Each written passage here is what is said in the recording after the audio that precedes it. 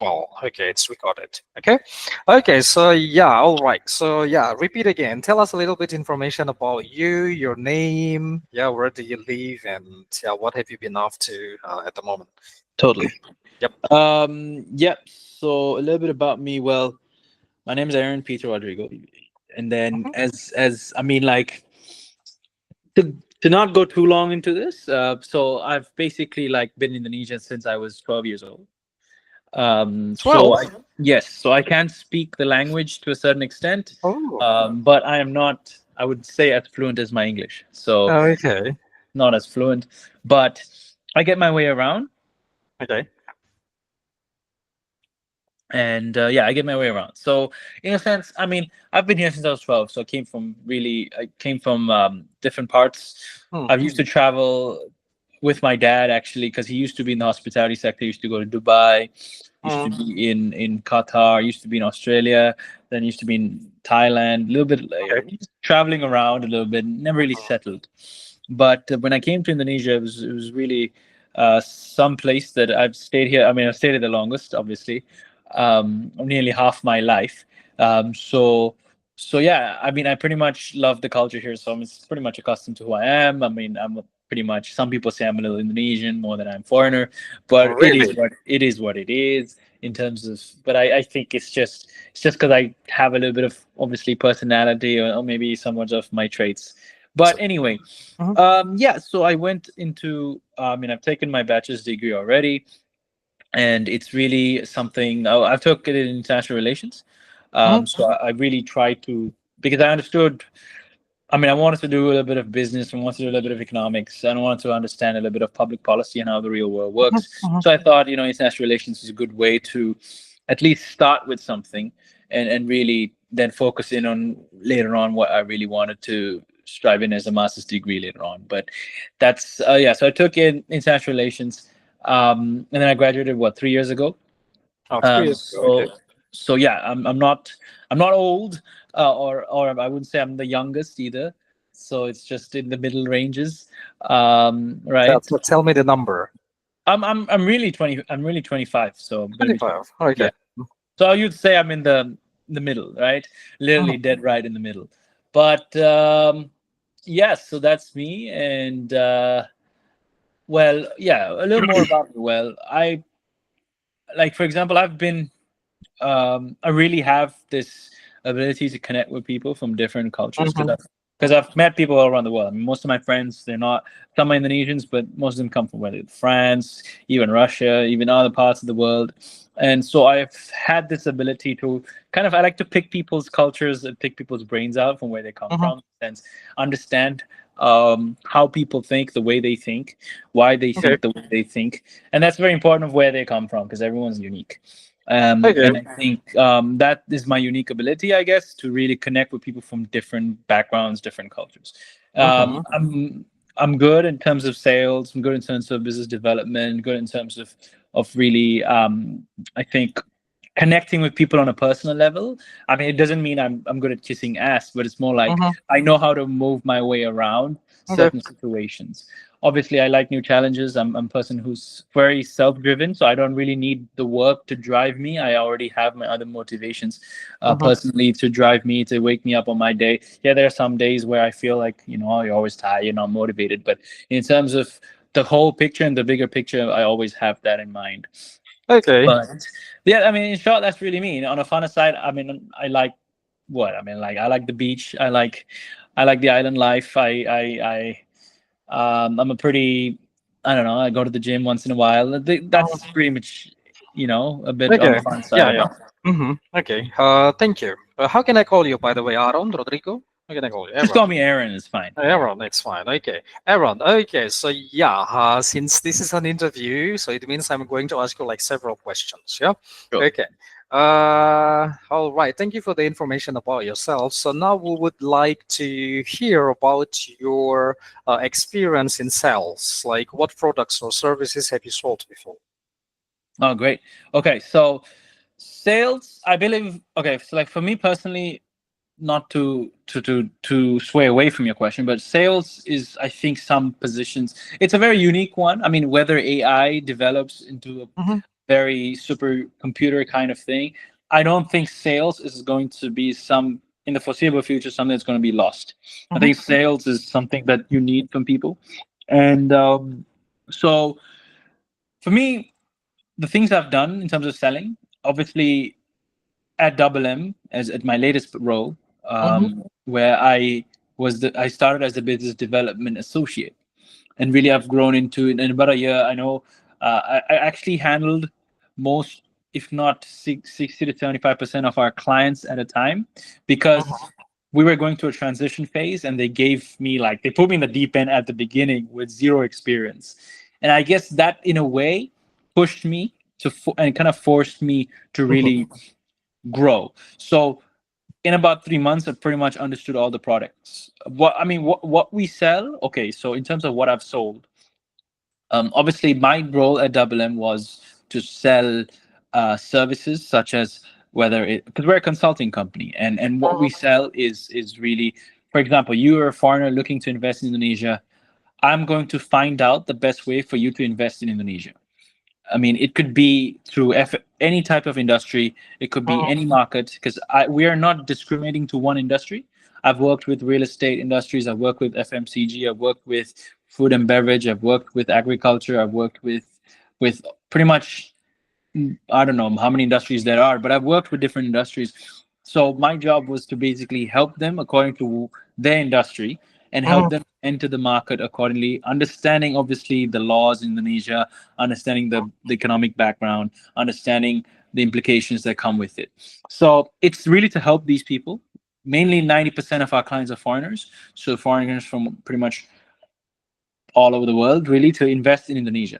And I would give them the best way to invest and the Mhm. best ways to invest, how to avoid risks. If there are some risks that they might face, how to combat them, how to surpass this risk or whatever.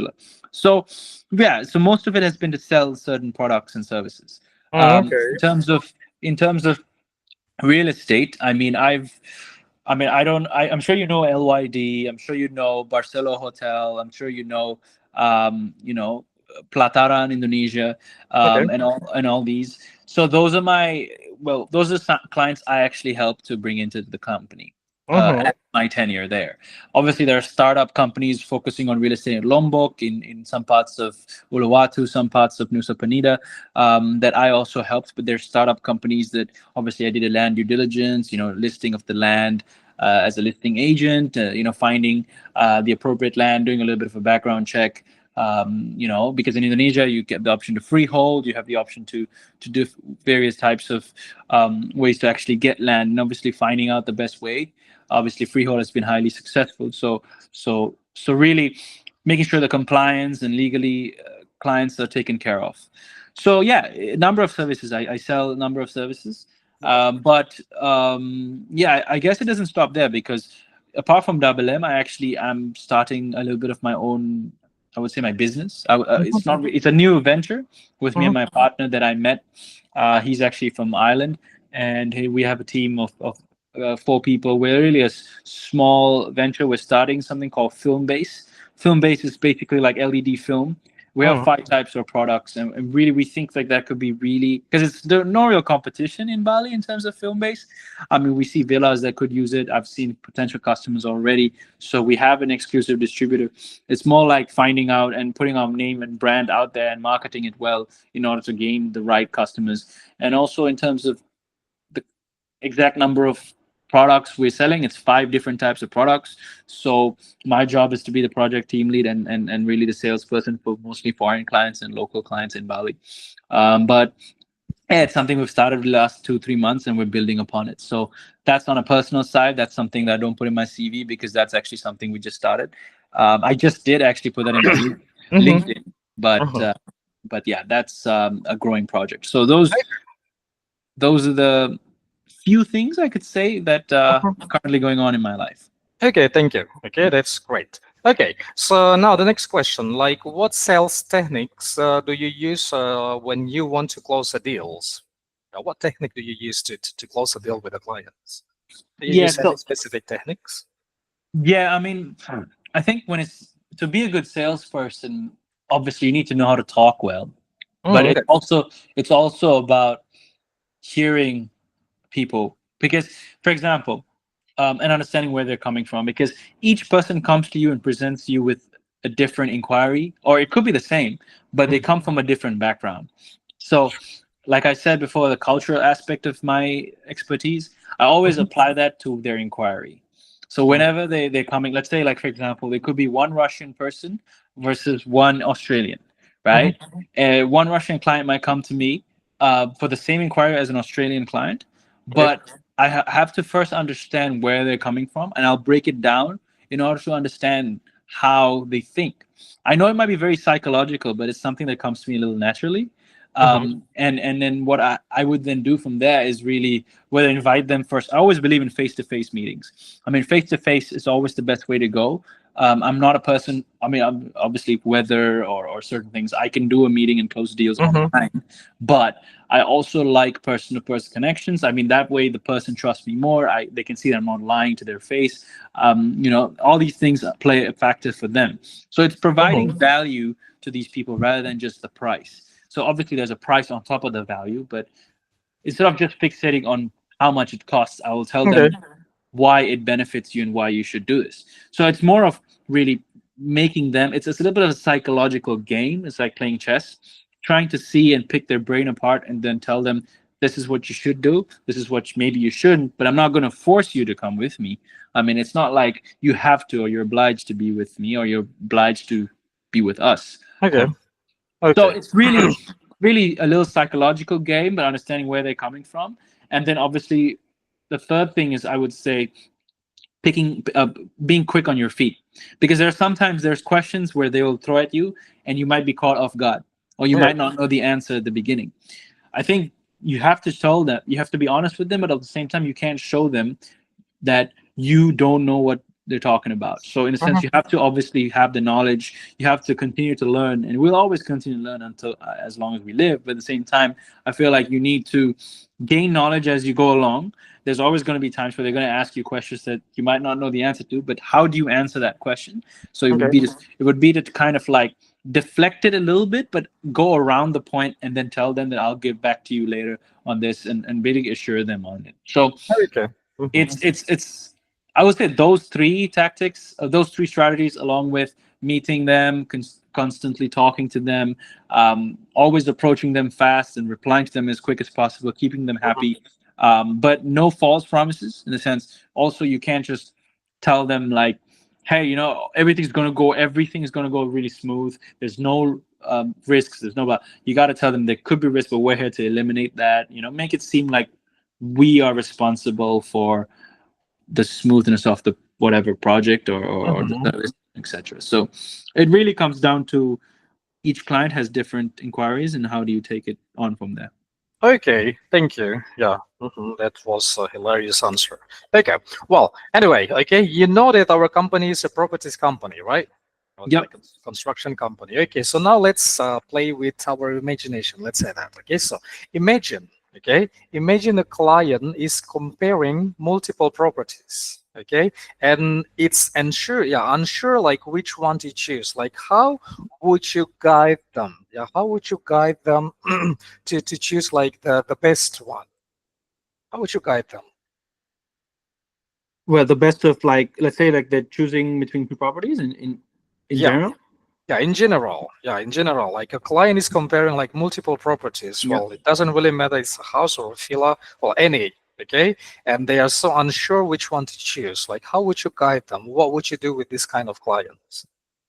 Yeah, so I think it comes down to really making it clear, and Mm-hmm, obviously they're going to compare, they're going to weigh one side with another, and I think for us it's to identify clients' priorities first. mm-hmm, Like, what are they looking for? Okay, what values, what really, how do they hold value to them the most? mm-hmm, Okay, are they looking for a long-term family home, a vacation retreat, a strong investment opportunity? All these things, those three things, we can always understand from where they're coming from what they want. I mean, because some people, they might want comfort, but they also want high rental yields or investment opportunities. At the Okay. same time, they might be here just for a holiday. We just need to know again what their priorities are, what their short-term goals are, Mhm. what they're looking. So discuss these things. Talk about the location. Talk about other things that come with that. Then, of course, I think you kind of create this. I wouldn't say a checklist, but compare it.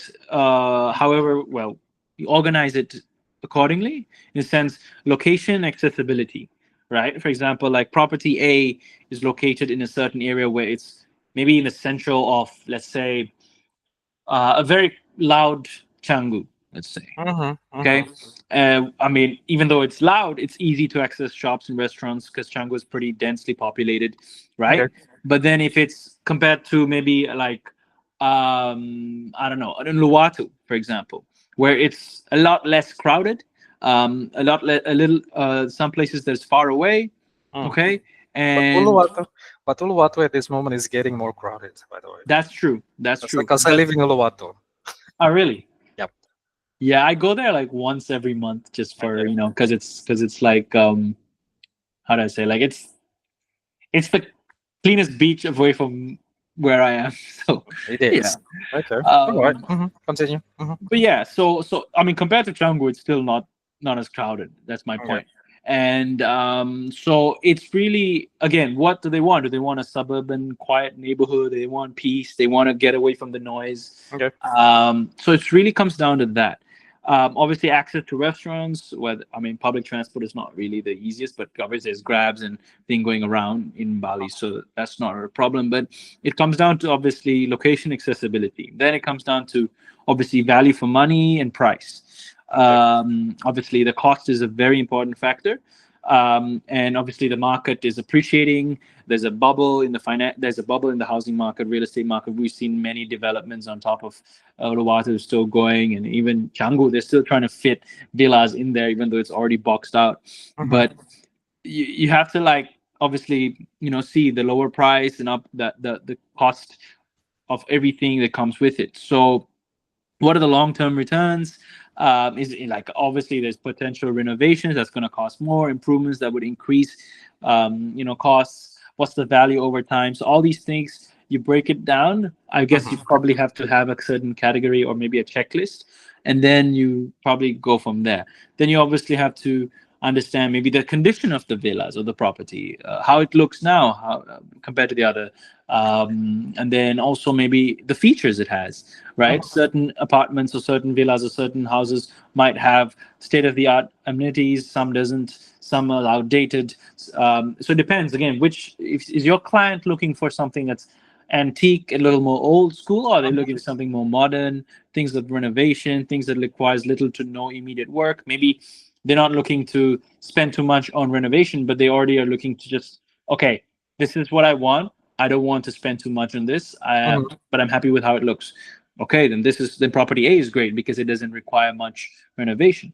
But maybe property B in Uluwatu might require some renovation if you want to clean it up. You don't like how it looks, but you so it always comes back to A and B and weighing it out. And then I guess the investment potential and future growth. Do you see Canggu as a better region than Uluwatu in the future? Do you see Okay. this property as something that, something, yeah, I mean, compared to all, like, is it a better investment for you? Considering obviously tourism is always going to be in both places, economic development is always there. How laws and things might change in the future, how it might affect you, and really then I guess then you come down to the pros and cons and make it a Mhm. list for the property A and then a property B. It could be a spacious villa in a quiet Balinese area. It could be property A, could be a luxury beachfront condo, right? Mhm. So then you discuss it and you align it with the client's goals and you talk to them, you tell them, and then really you don't force the decision on the client. I guess you give them the freedom to choose. Mhm. Forget the price. Maybe it might be that property A gets you more money in the end than property B, but what if property B is what they want? And then I guess again you just have to be objective and really give them what they want because in the end, making the client happy is really your end goal. Okay, that's great. That's really nice. Okay. Okay. Thank you very much. Okay. Yeah, Aaron. I remember when we talk about your job experience, you mentioned before that you have an experience in investment company, right? Okay. Yeah, investment. Okay. So yeah, I would like to know, like, how would you convince? Yeah, how would you convince a client to invest in a property in Bali? How would you convince them? Okay. To convince. Okay, so I think this is it's probably obviously general answers. I'll just get the general answers out of the way. People Okay. probably people going to say, okay, tourism. I mean, it's great. Holiday destination. Look, you get to obviously taxes still cheaper here compared to maybe if you're from Europe or Mhm, even American continent or even some parts of the world. You want some, enjoy a nice holiday destination. Um, what weather is great for except now but weather is great for maybe six mhm, six or 7 months in a year. Good sunshine, nice sunsets. You get the beach to your liking whenever you want to go. Traffic's not that bad, but it can be bad at certain destinations. But I guess it depends on the time and tenure. Then so you just get all that out of the way. You explain to them all these things.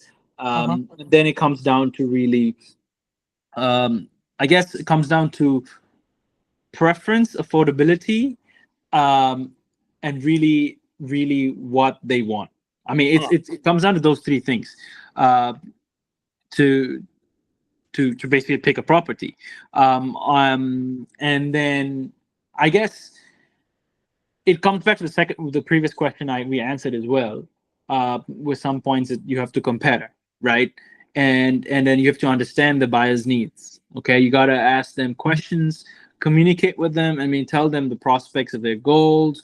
What are they looking for? Like I said, whether it's a family home, a vacation property, and all that. So selling, I wouldn't approach it like I'm going to sell a product, but I will. I mean, obviously the goal is to sell it, but what I mean is that I'm not going to push myself. I mean, mhm, I'm going to push myself, but I'm not going to push myself on them. And I'm going to take some time with deals because property, for example, compared to other services that I've done or maybe certain other markets, it takes a little more time and bonding. It's not like you can sell a property. Well, you might be able to if you can't sell properties every week and every 3 days, then you must be really lucky or either so good at what you do. But it might take months, it might take a couple of weeks, it might take mhm. progress, and really win that in that time frame. It's very important to be in constant communication with the client, checking on their needs, checking on what they think, checking on how they feel, because people can be swayed away by certain changes in wind. And by wind, I mean some other property guy might approach them, might see something beautiful in a website. Oh, they lost you, you know. So making them entertained, whether it's giving them good presentations, talking to them, really, and always. I always like to meet people face to face, so Okay. always do that. Um, and yeah, building trust and credibility. I mean, I think when it comes to trying to sell Indonesia as a prime, or sorry, Bali as is prime time, or real estate market, it Mhm, really comes down to how well you can. This is a bit of a psychological thing, but how you can articulate a story for them to really see, and if so, something that they can believe on a personal level, like testimonials, even mhm. showcase our expertise, provide data, statistics. Always statistics can help, and really tell them how that way you can save on tax. You can maybe the salaries might be lesser here than it is in other parts of the world, but then Mhm, again, it compensates with the lower tax. Um, if you can work remotely, even better for you because you can also avoid tax to a certain level, but at the same time you can get the salaries that you work in certain parts of the world where you used to work, but you're avoiding tax. So all these things you just have to personally connect with them and then highlight the property's unique value. okay. Emphasize key benefits, obviously modern upgrades, stunning view, great Mhm, layout, the investment portfolio, all that. okay. And then create a sense of urgency without pressure. I guess it's really about like understanding the market trends, the laws, the market insights, like such as rising demand in certain areas. You can always play it a little bit where saying like there's someone else looking to get this property, blah blah blah, and you can say that it's a hot demand, limited availability, all these things, and also give them time sensitive opportunities where it's like, if there's a limited time to offer like a recent trend, driving up the interest in property, mention that it's part of the overall market context rather than more than a pressure thing. Don't pressure them, but Mhm. just talk, like create a sense of urgency. And then I guess you just be clear and then just offer a good visual story, visual picture. Give them obviously virtual tours. I mean, high quality photos, show them the Okay. whole thing, success stories, etc. I know I'm going all back and forth, but yeah, it's really providing support and being there for them and building. Okay. Mhm. Okay. Thank you. That's enough. Okay. Thanks a lot. Okay. So yeah, Aaron, what is your salary expectation? Yeah, so about that, I mean, this is the question. I mean, I always get asked, and I always like tend to like, because it's for me. Obviously, I don't know what the market range is for Mm, you in your market. I mean, since your market, in the sense, I know the market range for real estate, but I don't know how it is the company. mhm, Therefore, I'm not sure. But in terms of currently what I'm getting, currently I get about, so my salary right now is 10 million a year without commission. 10 million. 10 million without commission. So I get my commission basically ranges from an extra 2 million to 6 million. So I get between that range. So in the end, it comes down to either 12 million or 16 million a month. That's how much I get. What the commission? What do you mean with the commission? So when you're What sales, what commission do you have for 6 million? I no. mean, So like, when okay, when you're so let's say I'm doing sales, right? Which I okay, am, and then I would sell a certain product. So out of every service or product that or new clients or any service I get like, let's say 2-3% out of it. And mhm, obviously that accounts to how much I get in a month. It'll come down to, could be 2 million, which is a small amount, or could be mhm, 6, which is a decent amount in terms of okay, commission. mhm, So yeah, in terms of salary expectations, a number I would say ranging from 13 to 18, or maybe 15 to 18 million. okay, Yeah. okay, all right, we'll keep it in mind. Okay. Okay, Aaron. Thank you for your time. Okay, thank you for your answer. Okay, it's really nice talking with you. Yeah, and about the results. That's the end of the interview, by the way. Okay, about the results of the interview. Yeah, we will let you know maybe tomorrow, probably. Yeah, yeah. Okay. 1, 2 days, you will get the answer about the result of the interview. Okay. So yeah. Thank you for your time. Okay, thank you for your answers and thank you for everything and hope to collaborate with you soon. Yeah, with our company. Thank you, Aditya. Have a great Okay, day. okay, thank you, Aaron. Okay, so that's all. See you soon. Okay, thank you. Have Bye a good bye. day too. Bye bye. You too. Thank you.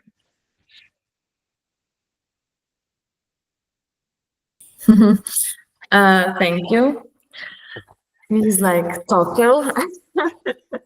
Ну да, такой разговорчивый. Ну нормально, нормально. Ну вроде отвечает нормально, все хорошо отвечает, типа все вопросы четко отвечает. Ну, конечно, сначала вот так, так, так, вот это рассказывает, но в конце концов он отвечает, я получил тот ответ, который я хочу слушать, например. Да, нормально вроде.